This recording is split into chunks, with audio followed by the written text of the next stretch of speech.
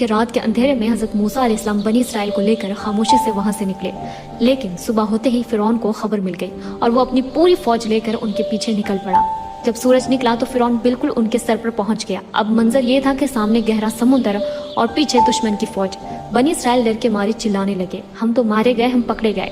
لیکن حضرت موسیٰ علیہ السلام کا بھروسہ دیکھیں، انہوں نے فرمایا ہرگز نہیں، بے شک میرا رب میرے ساتھ ہے، وہ مجھے رستہ ضرور دے گا۔